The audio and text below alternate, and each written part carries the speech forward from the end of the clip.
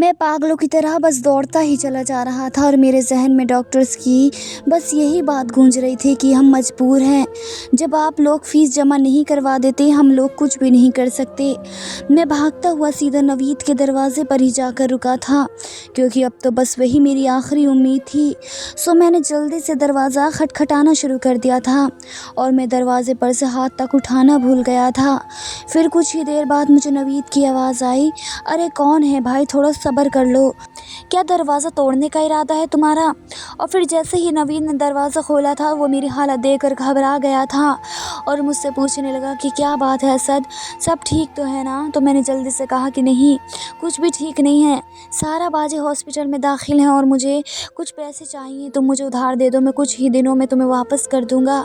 तो मेरी बात सुनकर नवीद के चेहरे पर बहुत शर्मिंदगी आ गई थी और वो मुझसे कहने लगा था, यार मैं तुमसे बहुत शर्मिंदा हूँ, मेरे पास पैसे नहीं हैं क्योंकि आजकल कारोबार ठप है, जिसकी वजह से हालात बहुत ख़राब है। नवीद की बात सुनकर मैं बहुत मायूस हो गया था। मायूसी के असरात मेरे चेहरे से बिल्कुल साफ बयां हो रहे थे।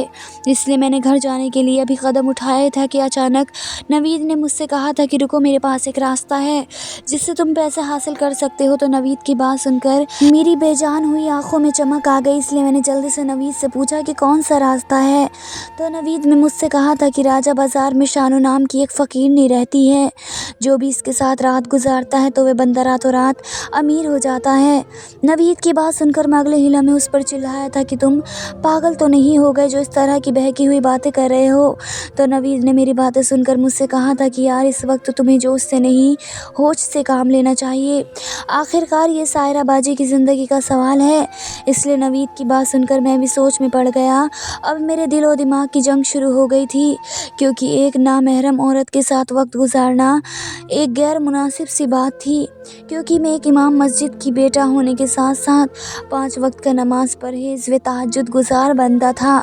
इसलिए मुझे हलाल और हराम में फ़र्क का पता था।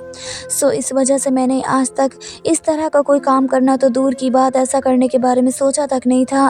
मुझे इस तरह से सोच में डूबा हुआ देखकर नवीद ने मेरे कंधे पर हाथ रखा था और सवालिया नज़रों से मेरी तरफ देखा था। फिर मैंने भी हालात से मजबूर होकर आखिरकार गलत रास्ते का इंतखाब कर ही लिया था। इसलिए मैं नवीद के साथ शानू फ़कीरनी के ठिकाने की तरफ चुपचाप चल पड़ा था। फिर एक जगह पर पहुंचकर कुछ ही फासले पर एक अजीबोगरीब से हुलिये में सड़क के किनारे बैठी हुई औरत की तरफ इशारा करके नवीद ने मुझसे कहा था कि वो जो सामने औरत बैठी है ना, वही शानू फ़कीरनी है और इसके पास ही तुम्हारी मुश्किल का हल है। लेकिन शानू फ़कीरनी को इस तरह से गंदे हुलिये में देखकर मैंने नवीद से हैरान होते हुए पूछा था कि ये भला मेरी क्या मदद करेगी, जबकि इसके पास तो खुद इसके रहने का ठिकाना मौजूद नहीं है और ये खुद मददगार इस सड़क के किनारे बैठी हुई है। तो मेरी बात सुनकर नवीद ने हंसते हुए मुझसे कहा था कि यार इस बात का राज तो आज तक कोई जान ही नहीं पाया था, क्यों दर बदर की ठोकरें खाने वाली फ़कीरनी आखिरकार किसी को करोड़पति कैसे बना देती है। फिर नवीद ने मेरा कंधा थपथपाया और मुझसे कहा कि अब मजीद वक्त ज़ाया ना करो और इसके पास जाकर पैसों का कुछ इंतज़ाम करो। तो नवीद की बात सुनकर मैं सर को झुकाए हुए शानू फ़कीरनी के पास गया था।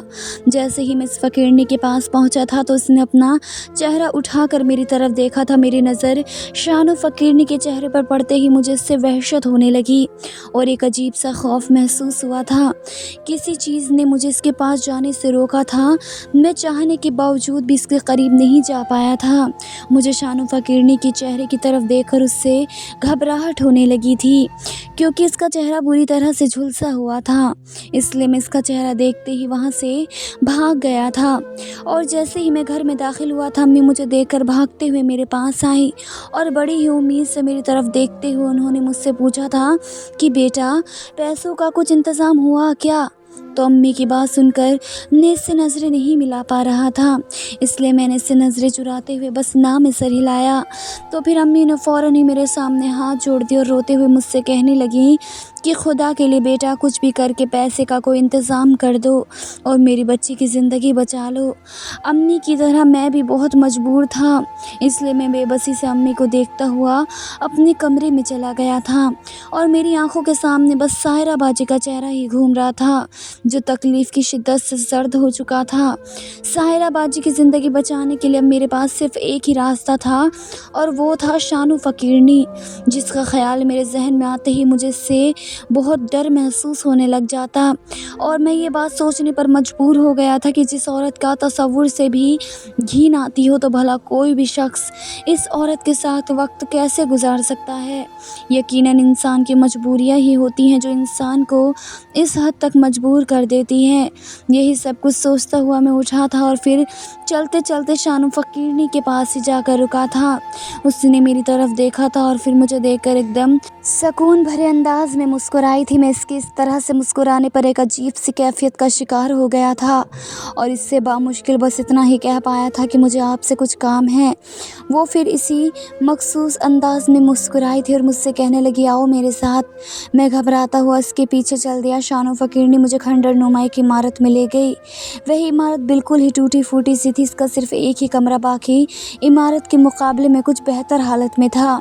मैं इस कमरे में दाखिल होते ही एक बेड पर बैठ गई और मुझसे बोली कि बताओ तुम्हें मेरे पास क्यों आए हो, क्या चाहिए, कहीं पैसे या फिर मेरा वक्त। तो मैंने डरते हुए शानू फ़कीरनी से कहा था कि कुछ पैसे चाहिए थे मुझे।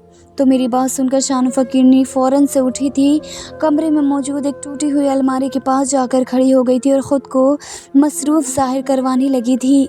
मुझे लगा था कि शायद वह अब मेरे साथ मज़ाक कर रही है, लेकिन कुछ ही लम्हों के बाद इसने मेरे सामने पैसों की एक गड्डी रखी थी, जिसे देखकर मेरी आंखें खुली की खुली रह गई और मैंने हैरान होते हुए शानू फ़कीरनी से कहा था, कितने पैसे? तो वो फ़ौरन मुझे इस कदर हैरान होता हुआ देखकर बोली कि क्या पैसे कम हैं और चाहिए?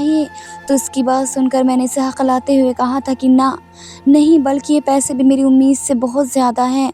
तो मैंने जल्दी से पैसे अपनी जेब में रखे थे और फिर मैं शानू फ़कीरनी का शुक्रिया अदा करते हुए वहाँ से हॉस्पिटल जाने के लिए निकला था। लेकिन जो ही मैं शानू फ़कीरनी के इस खंडर नुमा मकान से निकला तो इसी वक्त मुझे अब्बू की कॉल आ गई थी और फिर मैंने अब्बू की कॉल उठाते ही खुशी के मारे इनसे कहा था कि आप परेशान ना हो, पैसों का इंतज़ाम हो गया है और मैं बस थोड़ी ही देर में आपके पास पैसे लेकर आता हूँ। तो मेरी बात सुनकर अब्बू मुझसे कहने लगे कि बेटा, सायरा का ऑपरेशन हो गया है और अब इसकी जान खतरे से बाहर है। मैंने तुम्हें बस यही बताने के लिए कॉल की थी। हमें अब फ़ीस सुबह जमा करवानी होगी, इसलिए तुम सुबह ही पैसे लेकर हॉस्पिटल आ जाना। तो अब्बू की बात सुनकर मैंने खुदा का शुक्र अदा किया था और साथ ही अब्बू से पूछा था कि आखिर डॉक्टर मान कैसे गए, जबकि वह तो फ़ीस जमा करवाए बगैर सायरा बाजी का चेकअप करने के लिए भी तैयार नहीं थे। तो अब्बू ने मुझे बताया कि अचानक सायरा की तबीयत बहुत ख़राब हो गई थी, पर कोई भी डॉक्टर मेरी मिन्नत समाजत करने के बावजूद भी सायरा का ट्रीटमेंट करने को राज़ी नहीं हो रहा था। इसलिए मैं बैठकर अपनी बेबसी पर रो रहा था कि अचानक एक नौजवान डॉक्टर मेरे पास आकर रुका और फिर मुझे घूर के देखने लगा था। मुझे ऐसा लगा था जैसे वह मुझे पहचानने की कोशिश कर रहा हो। फिर थोड़ी देर के बाद मुझे यूँ रोता हुआ देखकर मुझसे कहने लगा था कि उस्ताद जी, आप यहाँ पर बैठकर रो क्यों रहे हैं? तो मैंने सर उठाकर इसकी तरफ देखा था, लेकिन मैं इसे अनजान चेहरे को पहचान नहीं पाया था। लेकिन फिर भी मैंने इसे अपनी सारी दर्द भरी कहानी सुनाई थी और इससे पूछा था कि बेटा, आखिर तुम मुझे उस्ताद जी क्यों कह रहे हो? क्या तुम मुझे जानते हो? तो इस डॉक्टर ने मुझे बताया कि जी बिल्कुल, मैं आपको जानता हूँ, मैंने कुरान पाक आपसे ही पढ़ा है और वैसे भी आपकी नेक नीति से तो पूरा राजा बाज़ारी ही वाकिफ़ है। फिर इस डॉक्टर ने मुझे तसल्ली देते हुए कहा था कि आप परेशान ना हो, मैं अपनी स्टाफ से कहकर आपकी बेटी का चेकअप करवा देता हूँ और इनसे यह भी कह दूँगा कि इसका ट्रीटमेंट फ़ौरन से शुरू कर दें। बाकी जो ड्यूटीज़ हैं वो आप सुबह तक जमा करवा देना। ये सारा किस्सा सुनकर अब्बू ने इस डॉक्टर को बहुत दुआएं दी थी और फिर मुझसे कहने लगे थे कि देख लो बेटा, अच्छे लोग अभी भी इस दुनिया में बाकी हैं। खुदा ने इस डॉक्टर को मेरे पास एक फ़रिश्ते की बनाकर भेजा था। अब्बू की बात सुनकर मेरी आंखों के सामने शानू फ़कीरनी आ गई और वह भी मुझे एक मददगार फ़रिश्ता ही लगी थी। लेकिन अगले ही लम्हे मैंने दिल ही दिल में सोचा था कि आखिर उसके पास इतने पैसे कहाँ से आए हैं और इसने मुझे कुछ भी पूछे बगैर मेरी मदद क्यों की थी। और वैसे भी भीख मांगने से तो इंसान के पास इतने पैसे नहीं आते जितने पैसे शानू फ़कीरनी के पास थे। पर फिर मैंने ये बात भी ठान ली थी कि मैं शानू फ़कीरनी के इस राज के बारे में जानकर ही रहूँगा, आखिर वे किस तरह लोगों को करोड़पति बना देती है और यह सब कुछ करके इसे क्या फ़ायदा होता है। इसलिए मैं फ़ौरन से मुड़ा था और एक बार फिर से शानू फ़कीरनी के सामने जा खड़ा हुआ था। फिर शानू फ़कीरनी फकीरनी ने मुझे देखते ही मुझसे पूछा था कि तुम्हारा काम तो हो गया है, अब तुम दोबारा मेरे पास क्यों आए हो? क्या और पैसों की ज़रूरत है तुम्हें? तो मैं शानू फकीरनी की बात सुनकर इससे शर्मिंदा हो गया और इसे कहने लगा था कि मुझे पैसे नहीं चाहिए, बल्कि मैं यहाँ पर दोबारा तुम्हारी कहानी सुनने आया हूँ। फिर मैंने इससे हमदर्दी करते हुए पूछा था कि तुम्हारे चेहरे को क्या हुआ है? तुम्हारे साथ इतना बड़ा जुल्म आखिर किसने किया है? और तुम्हारे पास इतने पैसे कहाँ से आए हैं? तो मेरी बात सुनकर शानू फकीरनी की आंखों में आंसू आ गए। इसकी आंखों में आंसू देखकर मैंने इससे कहा था कि अगर तुम्हें मेरी बात बुरी लगी है तो मैं तुमसे माफ़ी चाहता हूँ, मेरा मकसद तुम्हें बिल्कुल भी हर्ट करना नहीं था। तो शानू फकीरनी मुझसे कहने लगी कि नहीं, मुझे तुम्हारी बातें सुनकर दुख नहीं हुआ, बल्कि मेरी आंखों में आंसू इसलिए आए हैं क्योंकि आज इतने सालों के बाद किसी ने मुझसे मेरे बारे में पूछा था, इसलिए मुझे अच्छा लगा है। तो फिर शानू फकीरनी की बात सुनकर मैं भी कुछ हद तक पुरसुकून हो गया। फिर शानू फकीरनी ने मुझसे कहा था कि मैंने बहुत से लोगों की मदद की है, पर मैंने आज तक किसी की आंखों में अपने लिए हमदर्दी नहीं देखी, बल्कि मुझे तो लोग हमेशा ही हक़ारत और नफ़रत भरी नज़रों के साथ ही देखते हैं, जबकि इन सब में तो मेरा कोई कसूर नहीं है। अलबत्ता सब लोग ही मुझसे अपना मतलब निकालते हैं और फिर अपना मतलब पूरा हो जाने के बाद आज तक किसी ने पलट कर भी मुझे नहीं देखा, बल्कि अपना मकसद पूरा हो जाने के बाद वे लोग चलते बनते थे। मुझे अच्छा लगा है कि तुमने मेरे बारे में सोचा है, तो मैं तुम्हें बताती हूँ कि मैं ख़ानदानी फ़कीरनी नहीं हूँ, बल्कि मेरा ताल्लुक़ एक अमीर घराने से है। मेरे दादा एक गांव में रहते थे और वे इस गांव के जागीरदार थे और इनकी अपनी बहुत सी ज़मीनें थी। मेरे दादाजी के दो ही बेटे थे, एक मेरे अब्बू और दूसरे मेरे चाचा। मेरे दादा घर में किसी भी चीज़ की कोई कमी नहीं थी और इनके काम करने के लिए भी बहुत से नौकर मौजूद थे। दादाजी की वफ़ात के बाद मेरे अब्बू काम के सिलसिले में शहर आ गए और फिर उन्होंने यहाँ पर आकर अपना कारोबार भी शुरू कर लिया। शहर में आकर अब्बू को बहुत ज़्यादा मुनाफा हुआ था और इनका कारोबार हफ्तों में ही फैल गया था। फिर अब्बू ने मुझे और अम्मी को भी गांव से शहर में बुला लिया था। क्योंकि मैं अपने माँ बाप की इकलौती औलाद थी, इसलिए मेरे वालिदैन मुझे बहुत प्यार करते थे और मेरे बड़े लाड उठाते थे। जब मैं 5 साल की हुई तो फिर अब्बू मेरा दाखिला एक बहुत ही अच्छे स्कूल में करवा दिया था। अब यहाँ पर भी हमारी लाखों की प्रॉपर्टी बन चुकी थी। क्योंकि मेरे अब्बू साफ दिल के मालिक थे, इसलिए खुदा ने इन्हें ज़िंदगी के हर कदम पर कामयाबी ही अता की थी। जबकि इसके उल्टा मेरे चचा बहुत लालची तबीयत के मालिक थे।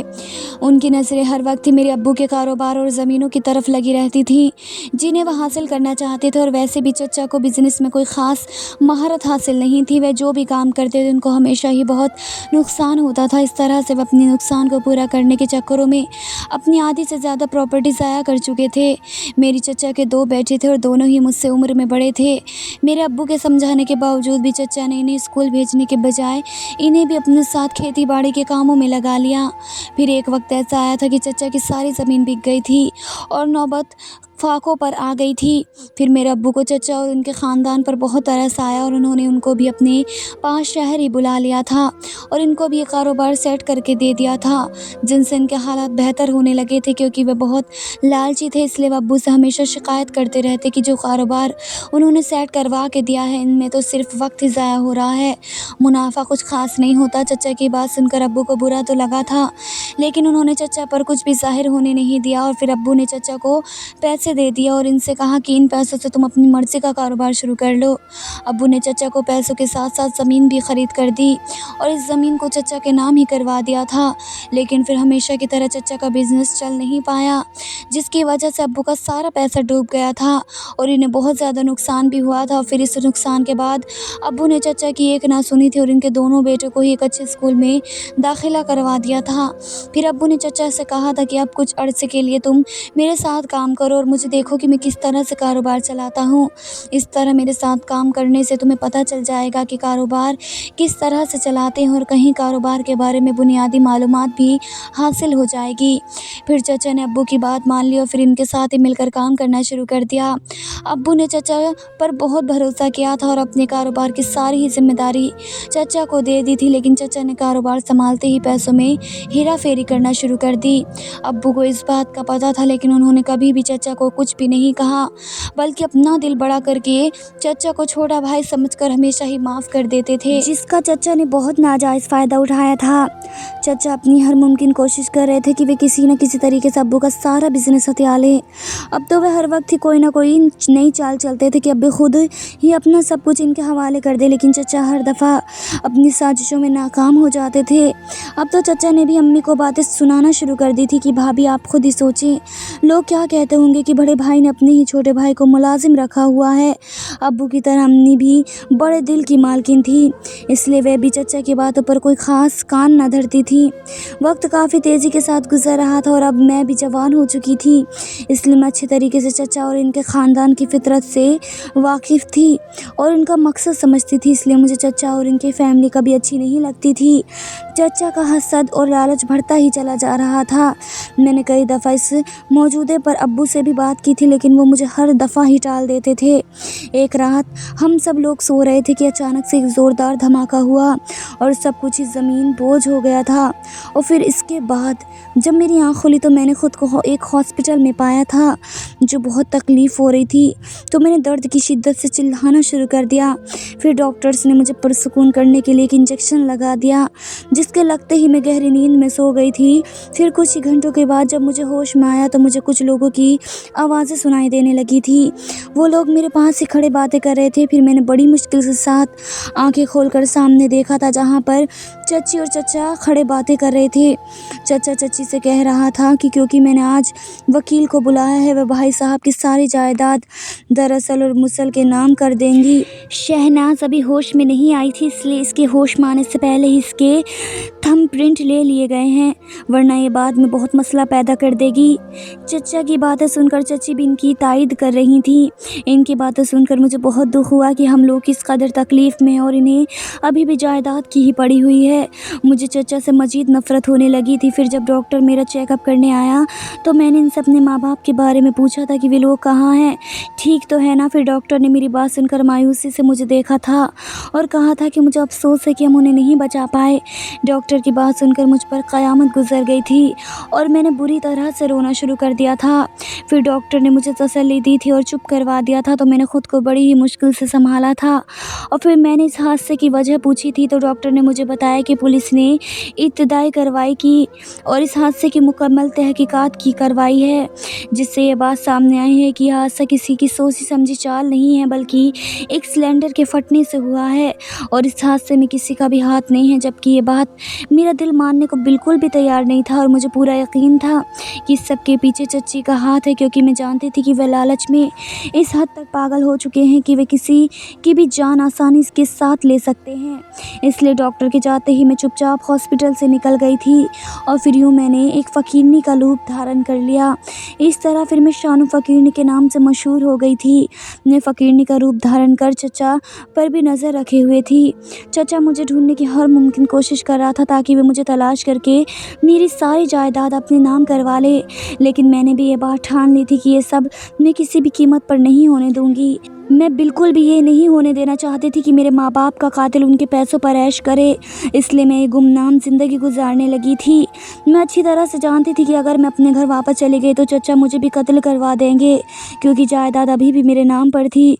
इतनी बड़ी चाल चलने के बावजूद भी चचा के हाथ कुछ भी नहीं आया और वे खाली हाथ रह गए थे। इस बात से चचा को बहुत सदमा हुआ था, जिसकी वजह से इन्हें फ़ौरन अटैक हो गया और वे हमेशा हमेशा के लिए माजूर हो गए।